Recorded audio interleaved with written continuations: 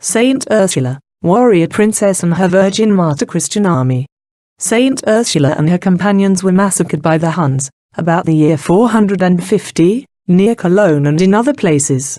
Ursula was raised up by God to preserve the maidens and widows of her time from seduction and dishonor, and to enroll them in the celestial army of crowned martyrs. She accomplished her mission with extraordinary energy and constancy. The archangel Raphael was given her as a guide.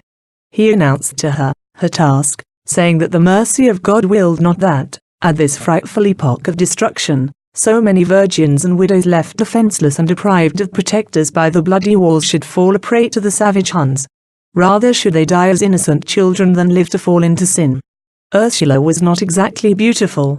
She was tall and strong, resolute and energetic, of a very grave countenance and masculine bearing.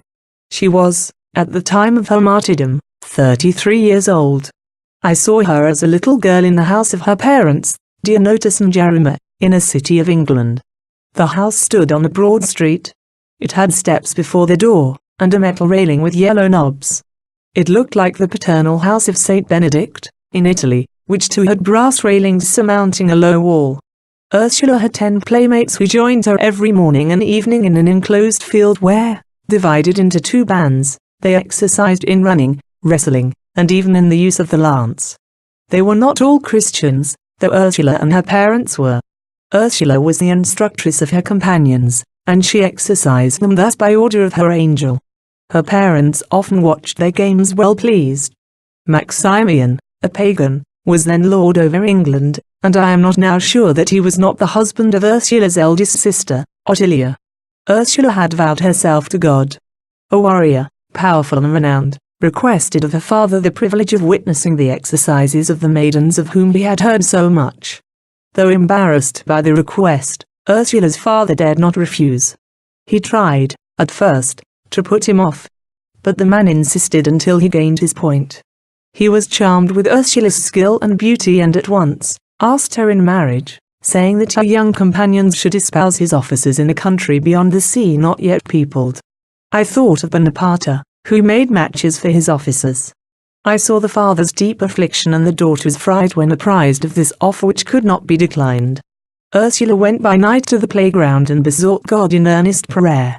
The archangel Raphael appeared to her, consoled her, and instructed her to request that each of her companions might be allowed to choose 10 other maidens, and to demand the delay of 3 years in which to practice all sorts of naval combats and maneuvers. He exhorted her to confidence in God, who would not permit her vow of virginity to be violated. In these 3 years she was, with God's help, to convert her companions to Christianity. Ursula delivered these conditions to her father who, in turn, proposed them to the suitor. He accepted them. Ursula and her 10 companions chose respectively 10 other maidens, who became their pupils. The father had 5 small vessels fitted out for them, upon each of which were about 20 girls and also a few sailors to teach them how to manage the sails and fight at sea. And now I saw them exercising daily, first in a river, then along the seashore.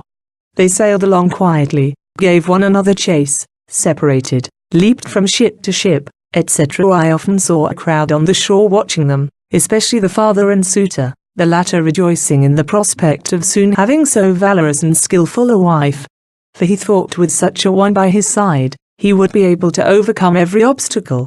After a while I saw the maidens practicing alone without the sailors, Bertrand, the confessor, and 2 other ecclesiastics being upon the vessels. Ursula had, by this time, converted all her maidens, among whom were some only 12 years old. They were baptized by the priests. Ursula's courage and confidence in God increased every day. I saw them landing on small islands and practicing their naval exercises, all accompanied with prayer and the chanting of the psalms, all performed with great freedom and boldness. Ursula's wonderful earnestness and courage are quite indescribable. The maidens wore short dresses, descending a little below the knee. They were quite plain on the hips and had close-fitting bodies. Their feet were laced. Some had their hair uncovered and braided around the head, whilst others wore a sort of headdress with ends hanging behind. In their exercises they used light, blunt spears. When the 3 years agreed upon drew to a close, I saw that the maidens were one heart and one soul. When, having already taken leave of their parents, they were about to embark to go to their future husbands, I saw Ursula in prayer. Alamina's figure stood before her, bidding her trust all to God, the Lord, who would give them the martyr's crown as his own brides, pure virgins. That she herself should propagate Christianity wherever the Lord would lead her, and that many virgins should through her be saved from dishonor and enter heaven adorned with the crown of martyrdom. The angel ordered her also to proceed to Rome with part of her virgins.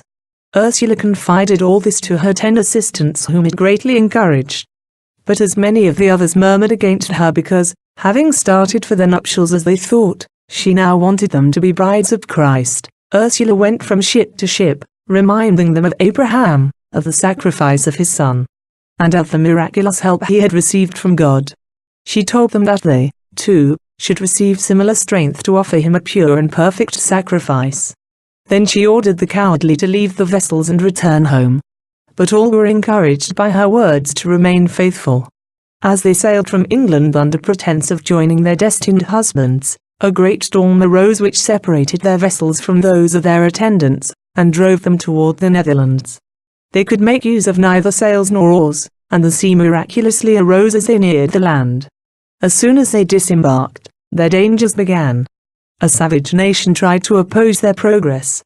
But at Ursula's words, the maidens were allowed to return unmolested to their ships. A city lay at the point at which they quitted the open sea to sail up the Rhine, and here they encountered great troubles. But Ursula spoke for all, answered all.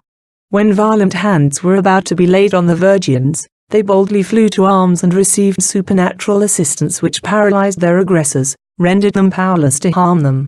Many maidens, as also widows and their children, joined them on their journey.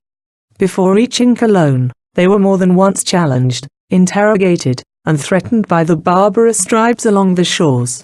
It was Ursula who always responded, and who urged her companions to ply their oars. They arrived safe at Cologne, where they found a Christian community and a little church. Here they sojourned for a time. The widows who had joined them on the journey and many young girls remained behind when Ursula proceeded further on her way. Before setting out, however, she earnestly exhorted them to martyrdom as Christian matrons and virgins, rather than suffer violence from the pagan barbarians. They scattered throughout the surrounding district, spreading everywhere the teachings and heroic spirit of Ursula, who had departed with 5 vessels. On reaching Basel, some of her little company remained there with the ships, whilst she herself set out for Rome with about 40 of her maidens, accompanied by the priests and guides. They went professionally like pilgrims, through wildernesses and mountainous districts, praying and chanting psalms. Wherever they halted, Ursula spoke of the espousals with Jesus and of the pure, immaculate death of virgins. Everywhere were they joined by recruits, whilst some of their number remained behind to diffuse their own spirit among the people. At Rome they visited the tombs of the martyrs in the different places sanctified by their death. As they were informed that their short dresses and freedom of demeanor attracted attention, they procured mantles. The Pope, Leo the Great, sent for Ursula, who disclosed to him the secret of her mission, related her visions, and received his advice with humility and submission. He gave her his benediction and presented her with some relics. On their departure, they were joined by Bishop Cyriacus and 2 priests, one Peter of Egypt, and the other from St. Augustine's birthplace, a nephew of the one who had bestowed lands on the saint for his monastery. Reverence for the holy relics was their chief motive in following Ursula. She took with her to Cologne a relic of St. Peter which is still venerated as such, though none know whence it came, one of St. Paul, some hair of St. John the Evangelist, and a scrap of the garment he wore when cast into the boiling oil. On the return of the pilgrims to Basel, they were joined by so many recruits that 11 vessels were necessary to convey them to Cologne. Meantime, the Huns had made an irruption into the country, bringing with them misery and confusion. At some distance from the city, the angel Raphael appeared to Ursula in a vision, made known the approach of her martyr's crown, and told her all that she was to do. Among other things, that she was to oppose resistance until her little army had been duly prepared and baptized. This vision Ursula communicated to her assistants, and all turned their thoughts to God. As they approached Cologne, they were saluted by the shouts and darts of the Huns. But they rowed vigorously and passed the city. They would not have disembarked at all in its vicinity, were it not that so many of their party were there awaiting their arrival. They landed, therefore, about a league and a half above Cologne and halted in a field between two thickets where they pitched a sort of camp. Here I saw those that had remained behind hurrying to join them with their recruits. Ursula and the priests addressed the different bands and prepared them for the struggle. The Huns approached and their leaders accosted Ursula. They insisted on being allowed to choose among the maidens. The latter, however, courageously prepared to defend themselves, whilst some of the inhabitants of the city and the country around who had suffered from the Huns, and others who had become acquainted with the virgins that had remained in Cologne, joined the pious little army armed with poles, clubs, and whatever else they could find. This was what had been commanded Ursula by the angel, the time might be gained until all were prepared for martyrdom. During the engagement, I saw Ursula running hither and thither, zealously exhorting the bands in the rear and ardently praying. The priests were everywhere busily baptizing, for numbers of pagan women and girls had come over to them. By the time all were prepared for death, the Huns had surrounded them on all sides. They now ceased defending themselves and gave themselves up to martyrdom, singing the praises of God. Then the Huns fell upon them and slew them with axe and spear. I saw a whole row of virgins fall at one time under the darts of the barbarians. Among them was one named Editha, of whom we have a relic. Ursula herself fell pierced by a lance. Among the bodies that strewed the field of martyrdom there were, besides the British virgins, great numbers of those that had joined them at various places, also the priests from Rome, some other men, and some of their enemies. Many more were massacred on board the ships. Cordula was not among those who had accompanied Ursula to Rome. She remained at Cologne where many joined her. When the slaughter began, she hid at first through fear. But she afterward gave herself up with all her companions, requesting to be put to death. The Huns were eager to spare them, but they offered so sturdy a resistance that, after a long delay, they were placed in a line, bound together by the arms, and shot with arrows. They went joyfully singing and dancing to martyrdom as if to a marriage feast. Later on many others gave themselves up and were put to death in different parts of the country. Shortly after, the Huns withdrew from the district.